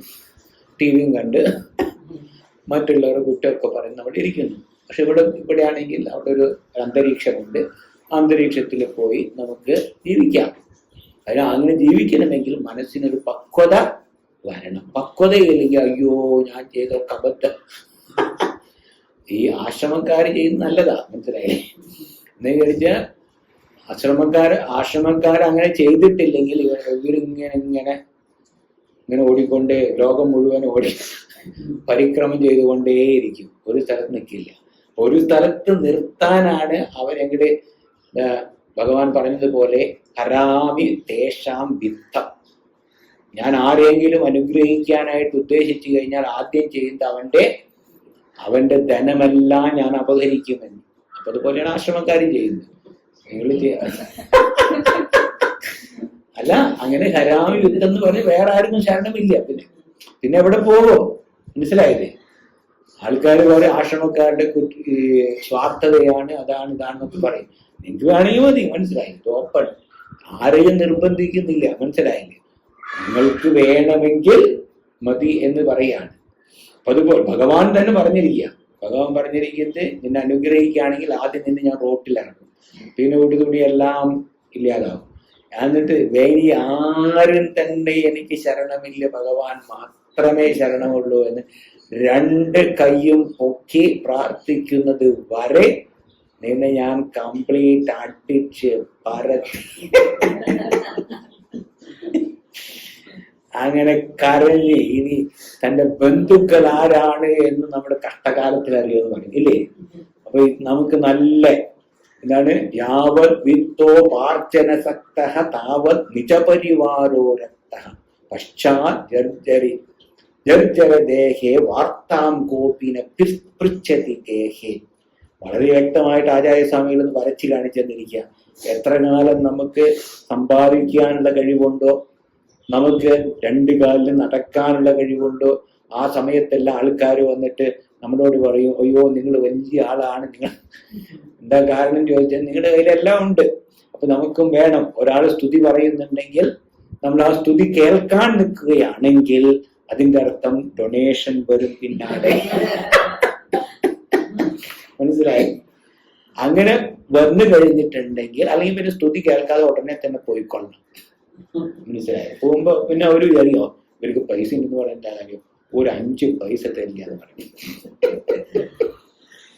അപ്പൊ അങ്ങനെ വാസ്തവത്തിൽ ഈ ധനം നമുക്കുണ്ടെന്നുള്ള ഒരു തോന്നലാണ്. വാസ്തവത്തിൽ ഒരു തോന്നലാണ്. നമ്മളെല്ലാ ധനമൊക്കെ ബാങ്കിൽ ഇട്ട് വെച്ചു ഒരു ദിവസം പെട്ടെന്ന് നമ്മൾ പോയി കഴിഞ്ഞാൽ ഈ ധനം നമ്മുടെ കൂടെ വരും. ഏതൊരു ഇതിലും ധനാനി ഭൂമൗ പശവശ്ച ഗോഷ്ഠേ ഭാര്യ ഗൃഹദ്വാരി സുതാശ്മശാനി സുതാ ദേഹസ്ഥിതായാം പരലോകയാനി ധർമാനുഗോ ഗച്ഛതി ജീവ ഏകഃ. അതായത് ധനാനി ഭൂമവും, നമ്മൾ സമ്പാദിച്ചിരിക്കുന്ന ഈ ധനങ്ങളെല്ലാം ഭൂമിയിൽ നമ്മൾ ഉപേക്ഷിക്കും. പശവശ്ച ഗോഷ്ഠെ, പശുക്കളെല്ലാം തൊഴുത്തിൽ തന്നെ നിർത്തിക്കൊണ്ട്, പശുക്കൾ പഴയകാലത്ത് ധനത്തിന്റെ ഒരു മാനദണ്ഡം എത്ര പശുക്കൾ നമുക്കുണ്ട് എന്നുള്ളതാണ് നമ്മുടെ സമ്പത്തിന്റെ ഒരു കണക്ക്. അപ്പൊ അത് പശവശ്ച ഗോഷ്ഠി. ഇനി ഭാര്യ ഗൃഹദ്വാരി, എത്ര കാലം ജീവിച്ചിരുന്നു. ഭാര്യ പറഞ്ഞു നിങ്ങൾ എവിടെയൊക്കെ പോകുന്നു അവിടെയൊക്കെ ഞാൻ വരാന്ന്. പക്ഷെ അവസാന യാത്രയില് വാതിൽപ്പടി വരെ, ആ ഉമ്മറപ്പടി വരെയെ അനുഗമിക്കുമെന്ന്. ഭാര്യ ഗൃഹദ്വാരി. ഇനി ഈ ജീവിച്ചിരിക്കുമ്പോൾ ഈ ശരീരത്തെ പഞ്ചകർമ്മവും മറ്റേ ഇതെല്ലാം ചെയ്ത് ആരോഗ്യ ദൃഢഗാത്രനായിട്ടിരുന്നു. അങ്ങനെയുള്ള ദേഹം എവിടെ വരെ വരും? ചിത വരെ വരും. ദേഹചിതായ, ഇത് ദേഹചിതായ പരലോകയാനേ, പരലോകത്തിലേക്ക് പോകാനുള്ള നമ്മുടെ വെഹിക്കിൾ. യാൻ എന്ന് പറഞ്ഞ വണ്ടി. ഈ വണ്ടിയിൽ എന്താ വരിക? ധർമാനുഗോ ഗച്ഛതി ജീവ ഏകഃ. നമ്മൾ ചെയ്തിരിക്കുന്ന പുണ്യപാപ കർമ്മങ്ങളുടെ ഫലം നമ്മെ പിന്തുടരും എന്നുള്ളത്. അതുകൊണ്ട് ഇതാണ് വാസ്തവം. ധർമാനുഗോ ഗച്ഛതി ജീവ, അനുഗച്ഛതി എന്ന് പറഞ്ഞാൽ അവന്റെ പിന്നാലെ ഇത് പോകും. വേറെ ഒന്നും നമ്മൾ കൊണ്ടുപോകാനായിട്ട് പോകുന്നില്ല. അത് ഇത് വിചാരം ചെയ്ത് ഉറപ്പിക്കണം. നമ്മൾ മനസ്സിലായി, ഇതുപോലത്തെ പറയല്ല. വിചാരം ചെയ്ത് ഇത്രയേ ഉള്ളൂ, തനിക്കിവിടെ നഷ്ടപ്പെടാനോ സമ്പാദിക്കാനോ ഒന്നുമില്ല, പിന്നെ എന്തിനാണ് ജീവൻ ഈ ലോകത്തിലേക്ക് വന്നിരിക്കുന്നത് എന്ന് ചോദിച്ചിട്ടുണ്ടെങ്കിൽ ജീവന് തിരിച്ചറിവുണ്ടാവും. ജീവന്റെ യഥാർത്ഥ സ്വരൂപത്തെ കുറിച്ചുള്ള തിരിച്ചറിവ്. മനസ്സിലായില്ലേ? ഇതിനാണ് റിയലൈസേഷൻ നമ്മൾ ഇംഗ്ലീഷിൽ പറയുന്നത്. ആ തിരിച്ചറിവിന് വേണ്ടി മാത്രമാണ് നമ്മൾ ഇവിടെ വന്നിരിക്കുന്നത്. അപ്പൊ ഈ തിരിച്ചറിവ് നേടാതെ നമ്മൾ എന്തൊക്കെ ചെയ്താലും നമ്മുടെ ഇവിടുത്തെ ജീവിതം വാസ്തവത്തിൽ വ്യർത്ഥമാക്കി കളയണം. ഈ തിരിച്ചറിവിന് വലിയ അഭ്യാസമൊന്നും ചെയ്യേണ്ട ആവശ്യമില്ല. മനസ്സിലായി? ഈ തിരിച്ചറിവിന് അല്പം ഒന്ന് നമ്മൾ ദിവസവും ഇരുന്നൊന്ന് ആലോചിച്ചാൽ മതി. ഞാൻ ഇത്ര കാലം ഇവിടെ ജീവിച്ചു. കോ നാമ ബന്ധ കഥമേഷ ആഗതഃ കഥം പ്രതിഷ്ഠാസ്യ കഥം വിമോക്ഷഃ കോസാവനാത്മ പരമക്ക ആത്മ തയോർവിവേകഃ കഥമേതദുച്യത. ഈ ഇങ്ങനെയുള്ള വാക്ക് ഇതെല്ലാം നമുക്കറിയാം. ഇത് നമ്മൾ നിരന്തരം ഇത് ഓരോന്നിനെയും കുറിച്ച് വിചാരം ചെയ്യും. അങ്ങനെ വിചാരം ചെയ്ത് ഉറയ്ക്കുമ്പോൾ നമുക്ക് മനസ്സിലാവും ഇവിടെ ഈ ഒരു സത്യമാകുന്ന ഒന്നേ ഉള്ളൂ. അതിന് ആത്മാവെന്ന് പറയുന്നു, ബ്രഹ്മം എന്ന് പറയുന്നു, ഈശ്വരൻ എന്ന് പറയുന്നു, പരമാത്മാവ് എന്ന് പറയുന്നു, ശക്തി എന്ന് പറയുന്നു, ഗണേശൻ എന്ന് പറയുന്നു, ശിവൻ എന്ന് പറയുന്നു, വിഷ്ണു എന്ന് പറയുന്ന എന്ത് പേരിൽ നിങ്ങൾ പറഞ്ഞാലും ആ പൊരുള് മനസ്സിലായിട്ടുണ്ടോ ഇല്ലയോ എന്നുള്ളതാണ് ചോദ്യം. മനസ്സിലായത്? ശിവനായാലും വിഷ്ണു ആയാലും നമ്മുടെ ഓരോരുത്തരുടെയും വാസനയ്ക്കനുസരിച്ച് നമുക്ക് ചില നാമങ്ങളിലും രൂപങ്ങളിലും പ്രത്യേകമായിട്ടൊരു ആകർഷണം നമുക്ക് തോന്നും. ആ ആകർഷണം എന്നുള്ളത് നല്ലതാണ്. ആ ആകർഷണത്തിൽ കൂടി നമ്മൾ പ്രവർത്തിക്കുകയാണെങ്കിൽ, അതിനനുസരിച്ച് പ്രവർത്തിക്കുകയാണെങ്കിൽ സത്യം അറിയാനായിട്ട് എളുപ്പമായിരിക്കും. അവിടെ ഓൾറെഡി ഒരു വാസനയുണ്ട്. ആ വാസനയ്ക്കനുസരിച്ച് പോയി കഴിഞ്ഞിട്ടുണ്ടെങ്കിൽ അത് നേടാനായിട്ട് സാധിക്കും. മഹാവാക്യസ്യ വാച്യം ഭവതി വിവിക്തം സത് ലക്ഷ്യം ഇതി ച ഉച്യതേ. വാച്യാർത്ഥം, ലക്ഷ്യാർത്ഥം. ഇവിടെ പറഞ്ഞിരിക്കുന്നത് എന്താണ്? 4 കാര്യങ്ങളാണ് മുഖ്യമായിട്ട്. ഒന്ന് ജീവൻ, ഒന്ന് ഈശ്വരൻ. ജീവൻ എന്ന് പറഞ്ഞിട്ടുണ്ടെങ്കിൽ അജ്ഞാനമാകുന്ന ഉപാധി. ഈശ്വരൻ എന്ന് പറഞ്ഞിട്ടുണ്ടെങ്കിൽ മായ എന്നുള്ള ഉപാധി. ഈ മായ എന്നുള്ള ഉപാധിയും അജ്ഞാനം എന്നുള്ള ഉപാധിയും മാറ്റിക്കഴിഞ്ഞാൽ ജീവനും ഈശ്വരനും ഒരു വ്യത്യാസവും ഇല്ല. രണ്ടും ഒന്നല്ല, അത് ഒന്നേ ഉള്ളു അവിടെ. മനസ്സിലായി? ആ രണ്ടെന്നുള്ള തോന്നലായിരുന്നു. വാസ്തവത്തിൽ 2 ഇല്ല, 1 മാത്രമേ ഉള്ളൂ. ഇനി ഇപ്പോൾ നമ്മൾ ഈ ലോകം അനുഭവിച്ചു കൊണ്ടിരിക്കുമ്പോൾ ഇവിടെ പലതായിട്ട് നമുക്ക് തോന്നും ഇല്ലേ? ഈ ലോകത്തില് ദ്വന്ദ്വമുണ്ടോ എന്ന് ചോദിച്ചു കഴിഞ്ഞാൽ തീർച്ചയായിട്ടും ഉണ്ട്. അമേരിക്കയുണ്ട്, ഇന്ത്യയുണ്ട്, റഷ്യയുണ്ട്, മറ്റുള്ള രാജ്യങ്ങളൊക്കെ ഉണ്ട്. ഈ രാജ്യങ്ങളിൽ ഓരോരുത്തരും ഞങ്ങളാണ് കേമന്മാരെന്ന് പറഞ്ഞിട്ടിരിക്കുന്നവരാണ്. മനസ്സിലായി?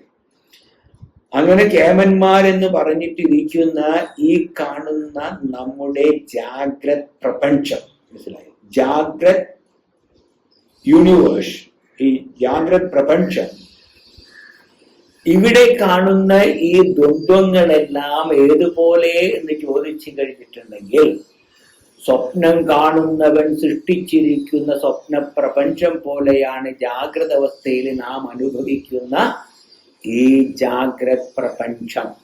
സ്വപ്നം കാണണമെങ്കിൽ നമ്മൾ സ്വപ്നം സൃഷ്ടിക്കാനായിട്ട് ഉറങ്ങാനായിട്ട് പോകുമ്പോൾ നമ്മൾ ഒന്നും ബെഡ്റൂമിലേക്ക് കൊണ്ടുപോകുന്നില്ല.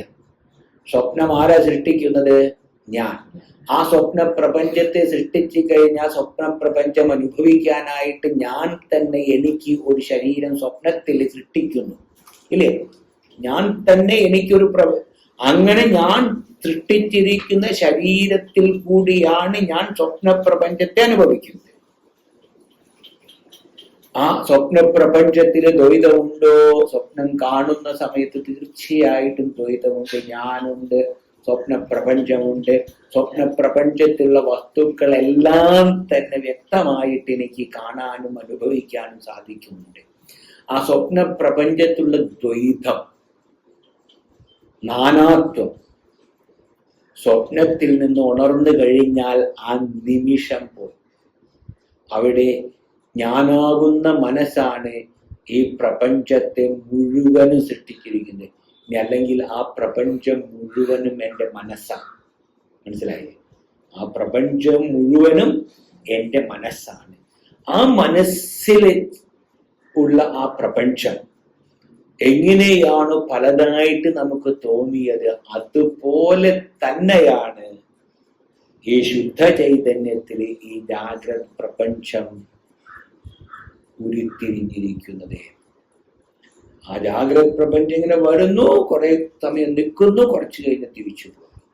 പക്ഷേ ഇങ്ങനെ ഇത് നിൽക്കുകയും കുറച്ച് കഴിഞ്ഞ് തിരിച്ചു പോവുകയും ചെയ്യുന്ന ഈ പ്രപഞ്ചം, നമ്മുടെ വിചാരം ഇത് സത്യമായിട്ട് ഇങ്ങനെ ഇരിക്കുന്നു, ഇതിങ്ങനെ എപ്പോഴും ഉണ്ടാവുന്ന വിചാരിക്കും. ഒരിക്കലുമില്ല. നമുക്ക് എത്ര കാലം ഇവിടെ ജീവിക്കാൻ പറ്റും? കുറച്ച് കഴിഞ്ഞ് നമ്മളും പോകേണ്ടതാണ്.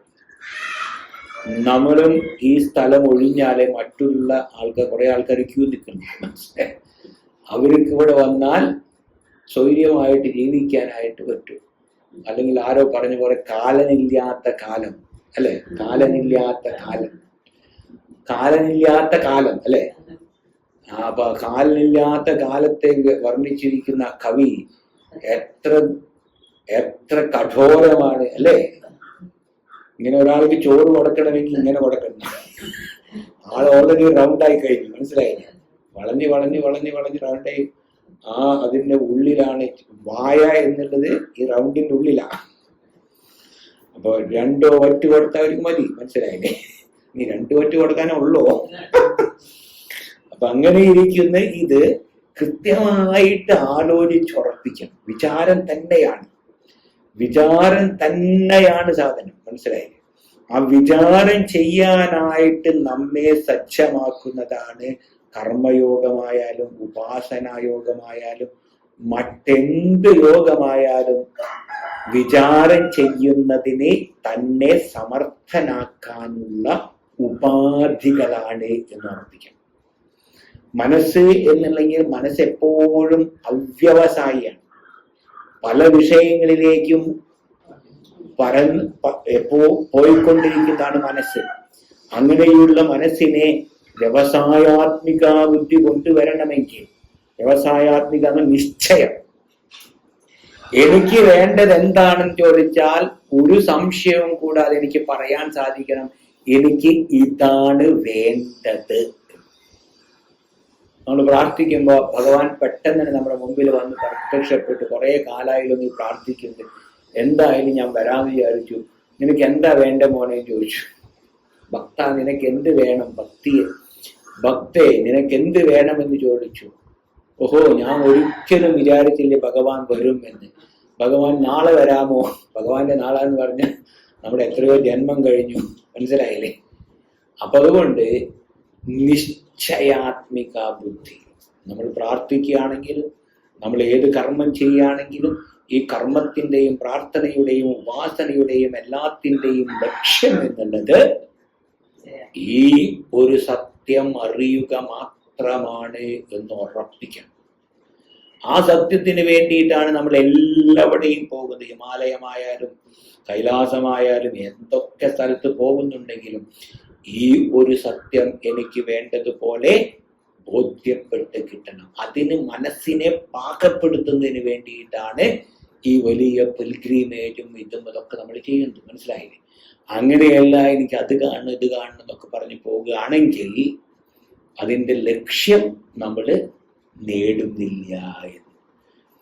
അതുകൊണ്ട് ഈ വിക്ഷേപ ശക്തി എന്നുള്ള ആ ശക്തിയെ കുറിച്ചാണ് ഇനി ഇവിടെ വിവരിക്കാൻ പോകുന്നത്. നോക്കൂ, അസ്യ അജ്ഞാനസ്യ ആവരണ വിക്ഷേപനാമകം അസ്തി ശക്തിദ്വയം. അസ്യ അജ്ഞാനസ്യ, ഈ അജ്ഞാനത്തിന് ശക്തിദ്വയമുണ്ടെന്ന്, രണ്ട് വിധത്തിലുള്ള ശക്തി. ഒന്ന് ആവരണ ശക്തി, മറ്റൊന്ന് വിക്ഷേപ ശക്തി. ഈ ആവരണ ശക്തി ആദ്യം പ്രവർത്തിക്കുന്നതാണ് ആവരണ ശക്തി. അജ്ഞാനമുണ്ടെങ്കിൽ സത്യത്തെ മറയ്ക്കുന്നത്. സത്യത്തെ മറച്ചതിന് ശേഷം ആ വസ്തുവിനെ നമുക്ക് പലതായി തോന്നിപ്പിക്കുന്നതാണ് വിക്ഷേപം. വിവിധ തരത്തില് നാം സങ്കല്പിക്കും, മനസ്സിലായില്ലേ? വിവിധം ക്ഷിപതി. ക്ഷിപതി എന്ന് പറഞ്ഞാൽ നമ്മൾ തോന്നും, എറിയ. അക്ഷരത്തിൽ ക്ഷിപതി എന്നുള്ള അർത്ഥത്തിന് എറിയ എന്നുള്ള അർത്ഥം, എറിയുന്നതിനാണ്. ഇവിടെ എറിയ എന്ന് പറഞ്ഞിട്ടുണ്ടെങ്കിൽ ഈ പല വിധത്തിലുള്ള ചിന്തകളെ നമ്മൾ അതിൽ ആരോപിക്കുന്നു എന്നർത്ഥം, മനസ്സിലായി? ഒരു കയറ് കണ്ടിട്ട് നമ്മൾ പറയാണ് അത് കയറല്ല പാമ്പ് എന്ന് തോന്നുകയാണെങ്കിൽ വാസ്തവത്തിൽ അവിടെ എന്താ, നമ്മുടെ ആ അടിസ്ഥാനത്തെ കുറിച്ചുള്ള യഥാർത്ഥ അറിവില്ലായ്മ കൊണ്ട് ആ അടിസ്ഥാനത്തില് അല്ലെങ്കിൽ ആ ആധാരത്തില് നമ്മൾ മറ്റൊന്നിനെ ആരോപിച്ചിരിക്കുന്നു. ഇങ്ങനെ ആരോപിക്കാനുള്ള ഒരു മാനദണ്ഡം എന്താണെന്ന് ചോദിച്ചാൽ, സാധാരണ കയറില് പാമ്പിനെ ആരോപിക്കുന്നത് പാമ്പ് ഭയജനകമാണ്, ഭയത്തെ ജനിപ്പിക്കുന്നതാണ് പാമ്പ്.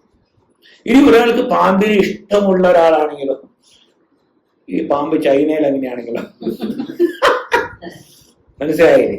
അവരൊരു പാമ്പിനെ കാണാനായിട്ടിരിക്കുക, അപ്പോഴേക്കും പിടിച്ച് അവരുടെ അടുക്കളേക്ക് കൊണ്ടുപോകും, മനസ്സിലായി?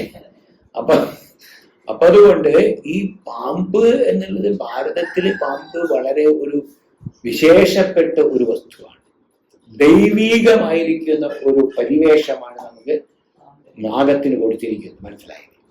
അതുകൊണ്ട് നമ്മെ സംബന്ധിച്ച് നാഗം എന്നുള്ളത്, പാമ്പ് എന്നുള്ളത് എങ്ങനെയാ, നല്ല ഒരു ഈശ്വരീയമായ പരിവേഷം അതിനുണ്ട്. അതേ സമയത്ത് അത് ഭയത്തെ ജനിപ്പിക്കുന്നതുമാണ്, അല്ലെ? ഭയജനകവുമാണ്. അങ്ങനെയുള്ള ഇവിടെ കയറിൽ നമ്മൾ പാമ്പിനെ ആരോപിക്കും. ഈ പാമ്പിനെ മാത്രം ആരോപിക്കണമെന്നില്ല. ചിലപ്പോ പാമ്പില് പാമ്പിലെ കയറിനാരോ നമ്മൾ നോക്കാണ്, കയർ എവിടെയെന്ന് നോക്കാണ് അവിടെ. അപ്പൊ കയറിന് ഒരു കയറ് പോലെ തോന്നി, എല്ലാം ഒരു ഗ്രേ കളറാണല്ലോ പാമ്പിന്റെ കളറും. ചിലപ്പോ ഈ നീർക്കോലിയുടെ ഒക്കെ കളറ് ഏകദേശം ഒരു കയറെ പോലെ. അപ്പൊ അതിനെടുക്കുമ്പോഴാണ് പാമ്പാണെന്ന് അറിയാം. അതുകൊണ്ട് എന്ത് വേണമെങ്കിലും അപ്പൊ ആരോപിക്കണമെങ്കിൽ ആരോപിക്കുന്ന വസ്തുവും ആ പ്രതലവുമായിട്ട് എന്തെങ്കിലും ഒരു സാമ്യം വേണം. സാമ്യമില്ലെങ്കിൽ നമുക്ക് ആരോപിക്കാനായിട്ട് സാധ്യമല്ല. അതുപോലെ അസ്യ അജ്ഞാനസ്യ ആവരണ വിക്ഷേപനാമകം, ആവരണമെന്നും വിക്ഷേപം എന്നുള്ള ശക്തിദ്വയം അസ്തി, രണ്ട് തരത്തിലുള്ള ശക്തികള് ഉണ്ട്. ആവരണ ശക്തി താവത് അല്പഃ അപി മേഘഃ അനേക യോജന ആയതം ആദിത്യമണ്ഡലം അവലോകയിതൃ നയനപഥ വിധായകതയാ യഥാ ആച്ഛാദയതി ഇവ തഥാ അജ്ഞാനം പരിച്ഛിന്നം അപി ആത്മാനം അപരിച്ഛിന്നം അസംസാരിണം അവലോകയിതൃ ബുദ്ധിപിതായകതയാ ആച്ഛാദയതി ഇവ താദൃശം സാമർത്ഥ്യം ആവരണശക്തി. താദൃശം സാമർത്ഥ്യം ആവരണശക്തി. ഈ ശക്തിയാണ് ആവരണശക്തി എന്ന് പറയും. എന്താണ് ഇവിടെ ഒരു ഉദാഹരണം പറയാം. നമ്മുടെ നല്ല, പ്രത്യേകിച്ച് ഈ സമയത്ത് ആകാശത്തിലേക്ക് നോക്കുമ്പോൾ ഓ മേഘം സൂര്യനെ മറച്ചിരിക്കുന്നു എന്ന് പറയും. വാസ്തവത്തില് മേഘം സൂര്യനെയാണോ മറച്ചിരിക്കുന്നത്? അല്ല. മേഘം മറച്ചിരിക്കുന്നത് എൻ്റെ കണ്ണിനെയാണ്. മനസ്സിലായത്? കാരണം എന്താണ് ചോദിച്ചാൽ, സൂര്യനും എൻ്റെ കണ്ണിനും ഇടയിലാണ് മേഘം. ഈ മേഘം വളരെ ചെറുതാണ്. സൂര്യനുമായിട്ട് താദാത്മ്യപ്പെടുത്തുമ്പോൾ മേഘം വളരെ ചെറിയ ഒരു സംഗതിയാണ്. ആ മേഘത്തിന് ഒരിക്കലും സൂര്യനെ മറിക്കാനായിട്ട് സാധ്യമല്ല. എങ്ങനെയാണെങ്കിലും അപ്പൊ ആവരണ ശക്തി താവത്, ആദ്യമായിട്ട് അതിന്റെ ആവരണ ശക്തി എടുക്കുകയാണെങ്കിൽ അല്പഃ അല്പോപി മേഘഃ, അല്പഃ അപി മേഘഃ, മേഘം വളരെ കുറച്ച്, മനസ്സിലായില്ല? അല്പഃ വളരെ ചെറിയ മേഘം, അനേക യോജന ആയതം ആദിത്യമണ്ഡലം. ആദിത്യമണ്ഡലം എങ്ങനെയുള്ളതാ? അനേക യോജന ആയതം, വളരെ വിസ്താരമായിട്ടുള്ളതാണ് ആദിത്യമണ്ഡലം. വിസ്താരം എന്ന് പറഞ്ഞാൽ നമുക്ക് പറയാം, സയൻസ് ഒരു കണക്ക് പറയുന്നു, ഇത്രയാണ് സൂര്യന്റെ വ്യാപ്തി എന്നൊക്കെ പറയും. അങ്ങനെയുള്ള അനേക യോജന ആയതം, അത്രയും വിസ്താരത്തിൽ അത്രയും വിസ്തൃതമായിരിക്കുന്ന ഈ ആദിത്യമണ്ഡലം അവലോകയിതൃ, അവലോകയിതൃ നോക്കുന്നവന്റെ, മനസ്സിലായി? ആ സൂര്യനെ നോക്കുന്നവന്റെ നയന പഥ പിതായകതയ, അവന്റെ ആ നയനപഥം, ആ കണ്ണ് സഞ്ചരിക്കുന്ന മാർഗത്തെ അത് ബ്ലോക്ക് ചെയ്യുന്നു, അടയ്ക്കുന്നു. പിതായകതയ എന്ന് പറഞ്ഞാൽ അടയ്ക്കുന്നു എന്ന് പറഞ്ഞാൽ കണ്ണിനെ അത് അടയ്ക്കുന്നു, കണ്ണിനെ മറയ്ക്കുന്നു. മനസ്സിലായി? പിതായകതയ യഥാ ആച്ഛാദയതി ഇവ, സൂര്യനെ മറയ്ക്കുന്നത് പോലെ തോന്നുന്നു, സൂര്യനെ പൂർണ്ണമായിട്ടും കവർ ചെയ്യുന്നത് പോലെ തോന്നുന്നു, ആച്ഛാദനം ചെയ്യുന്നതായിട്ട് തോന്നുന്നു. ആച്ഛാദയതി തഥാ, അതേപോലെ തന്നെ അജ്ഞാനം പരിച്ഛിന്നം. അജ്ഞാനം എന്നുള്ളത് വളരെ ചെറുത്. അജ്ഞാനം എന്ന് പറഞ്ഞിട്ടുണ്ടെങ്കിൽ അജ്ഞാനത്തിന് ഒരിക്കലും ആത്മചൈതന്യത്തെ മറയ്ക്കാനായിട്ട് സാധ്യമല്ല. മനസ്സിലായി? തഥാ അജ്ഞാനം പരിച്ഛിന്നം അപി അപരിച്ഛിന്നം ആത്മാനം, അപരിച്ഛിന്നമായിരിക്കുന്ന, അപരിച്ഛിന്നം എന്ന് പറഞ്ഞാൽ സർവവ്യാപിയായിരിക്കുന്ന ഈ ആത്മാവിനെ അല്പവ്യാപിയായിരിക്കുന്ന അജ്ഞാനത്തിന് ഒരിക്കലും മറയ്ക്കാനായിട്ട് സാധ്യമല്ല. എപ്രകാരമാണോ അല്പമായിരിക്കുന്ന മേഘത്തിന് സൂര്യനെ മറയ്ക്കാൻ സാധിക്കാത്തത്, അതുപോലെ ഈ അല്പമായിരിക്കുന്ന അല്പശക്തിമാനായിരിക്കുന്ന വ്യാപിയായിരിക്കുന്ന അജ്ഞാനത്തിന് സർവവ്യാപിയായിരിക്കുന്ന ആത്മജ്ഞാനത്തെ മറിക്കാൻ ഒരിക്കലും സാധ്യമല്ല എന്ന്. അപരിച്ഛിന്നം ആത്മാനം അപരിച്ഛിന്നമായിരിക്കുന്ന ആത്മാവിന് പിന്നെന്താ അസംസാരിണം. എങ്ങനെയുള്ള ആത്മാവ്? സംസാരവുമായിട്ട് യാതൊരു ബന്ധവുമില്ല. സുഖദുഃഖാദികൾക്ക് ഒരിക്കലും അടിമപ്പെടാത്താണ് ആത്മാവ്. മനസ്സിലായി? ഇനി നമുക്ക് നമ്മുടെ ജീവിത അനുഭവങ്ങൾ ഉണ്ടാകുമ്പോൾ നമുക്ക് സങ്കടവും കരച്ചിലൊക്കെ വരുന്ന എന്തുകൊണ്ടാ? നമുക്ക് ഈ അനാത്മ വസ്തുക്കളിലുള്ള താതാത്മ്യമാണ്. മനസ്സിലായി? വാസ്തവത്തിൽ ഇവിടെ എന്ത് ജന്മം മരണം? ജന്മവുമില്ല മരണവുമില്ല. നാരായണ ഗുരുദേവൻ പറയും, ജന്മവുമില്ല മരണവുമില്ല. ഈ അങ്ങനെ ജന്മമരണങ്ങളൊന്നും ഇല്ലാത്ത സത്യവസ്തുവെ അറിഞ്ഞിരിക്കുന്ന മഹാത്മാക്കൾ. മനസ്സിലായി? അങ്ങനെയുള്ള മഹാത്മാക്കൾ എന്ന് പറഞ്ഞാൽ അവരാണ് വാസ്തവത്തിൽ ഈ ലോകത്തെ നിലനിർത്തുന്നത്. മനസ്സിലായി? മറ്റുള്ളവരൊക്കെ എന്ന് പറഞ്ഞിട്ടുണ്ടെങ്കിൽ ഈ കാണുന്ന പ്രപഞ്ചമെല്ലാം സുഖവും ദുഃഖവും ഇതൊക്കെ യഥാർത്ഥമാണെന്ന് പറഞ്ഞ് അതിലങ്കടി ഇപ്പൊ ചില ആൾക്കാരൊക്കെ കണ്ടു കഴിഞ്ഞാൽ അവരിങ്ങനെ മതിമറന്നിങ്ങനെ വിഷയങ്ങളിൽ ഇങ്ങനെ വ്യാപരിച്ചു കൊണ്ടിരിക്കും. അത് കാണുമ്പോൾ തന്നെ നമുക്കറിയാം 2 ദിവസം കഴിഞ്ഞാൽ ഇവൻ കിടക്കാൻ പോകുന്നവനാണ്. നമ്മൾ എന്ത് ചെയ്യുമ്പോഴും നമ്മൾ ഒരിക്കലും അതിര് വിടാൻ പാടില്ല. നമ്മൾ പറയാം നല്ല പോലെ ഞാൻ കുറെ സന്തോഷിക്കുന്നു, എന്തോ ഒരു ദുഃഖം വരാൻ തോന്നുന്നു. അപ്പൊ ഒന്നിലും മറക്കരുത്. അനുഭവിക്കുന്നുണ്ടെങ്കിലും ഈ സത്യത്തെ നമ്മൾ എപ്പോഴും ഓർത്തുകൊണ്ടിരിക്കും. അനശ്നന്യോ അഭിചാകശീതി മുണ്ടകോപനിഷത്തിൽ പറയുന്നത്. 2 പക്ഷികളിരിക്കുന്നു. ഒരു പക്ഷി എപ്പോഴും പഴങ്ങളെ ഇങ്ങനെ ഭക്ഷിച്ചുകൊണ്ടിരിക്കുന്നു, മറ്റൊരുവൻ പഴങ്ങളൊന്നും ഭക്ഷിക്കാതെ ഇങ്ങനെ ഒരു സാക്ഷിയായിട്ട് നോക്കിക്കൊണ്ടിരിക്കുന്നു. ഇനി ഈ പഴങ്ങളെ കഴിച്ചു കൊണ്ടിരിക്കുന്ന ഒരുവൻ, പഴങ്ങളെ അനുഭവിച്ചു കൊണ്ടിരിക്കുന്ന ഒരുവൻ, ആ പക്ഷിക്ക് ഇടയ്ക്ക് എന്തുണ്ടാവും ചോദിച്ചിട്ടുണ്ടെങ്കിൽ അവന് ഇടയ്ക്ക് ഒരു പൊട്ടപ്പഴം കിട്ടും, പുഴുവുള്ള പഴം. അപ്പൊ അവൻ മുകളിലെ പക്ഷിയെ നോക്കുമ്പോൾ അത് അപ്പോഴും ഒരു അനക്കവും ഇല്ലാതെ അവിടെ ഇരിക്കുകയാണ്.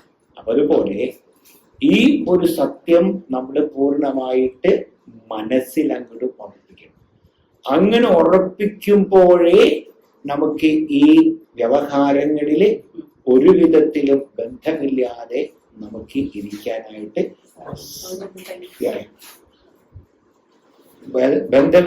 നമുക്ക് ഇരിക്കാനായിട്ട് സാധിക്കും. അങ്ങനെയാണ് ഇവിടെ ഈ അപരിച്ഛിന്നമപി അസംസാരിണം അവലോകയിതൃ ബുദ്ധിപിതായകതയ. ഇവിടെ നമ്മുടെ ബുദ്ധിയെയാണ് മറച്ചിരിക്കുന്നത്. മനസ്സിലായി? നമ്മുടെ ബുദ്ധിയെ മറച്ചിട്ട് പിതായത ആച്ഛാദയതി ഇവ, ഈ ആത്മാവിനെ അജ്ഞാനം മറച്ചു എന്ന് നമ്മള് വിചാരിക്കുന്നു. വാസ്തവത്തില് മറിച്ചിട്ട് ഇല്ല. ഇത് വെറും ഒരു തോന്നല, ബുദ്ധിയെ, നമ്മുടെ ബുദ്ധിക്കുള്ള ഭ്രമമാണ്. ആ ബുദ്ധിയുടെ ഭ്രമം മാറണമെങ്കിൽ ബുദ്ധിക്ക് അറിവ് തന്നെ വേണം. അറിവിന് വിചാരം തന്നെ വേണം. വിചാരം ചെയ്യേണ്ട ശാസ്ത്രമാണ്. ശാസ്ത്രം അതുകൊണ്ട് പൂർണ്ണമായിട്ട് നല്ല മനസ്സോടുകൂടി വിചാരം ചെയ്തു കഴിഞ്ഞാൽ വളരെ എളുപ്പത്തിൽ നമ്മുടെ ബുദ്ധിക്കൊരു തെളിമ കിട്ടും. മനസ്സിലായി? തെളിമ. ആ ബുദ്ധിയുടെ തെളിമ ഉണ്ടായിക്കഴിഞ്ഞാൽ നമുക്ക് ഒരു ഉറപ്പും ശാന്തിയും സമാധാനവുമെല്ലാം ഉണ്ടാകും. അതെല്ലാം വിവരങ്ങളാണ് ഇനി പറയാൻ പോകുന്നത്. നമുക്ക് അടുത്ത ക്ലാസ്സിൽ കാണാം. ഓ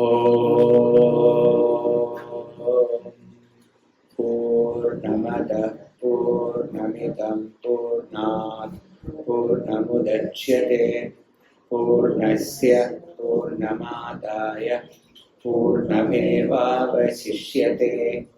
ॐ शान्ति शान्ति शान्तिः। हरिः ॐ श्री गुरुभ्यो नमः। हरिः ॐ।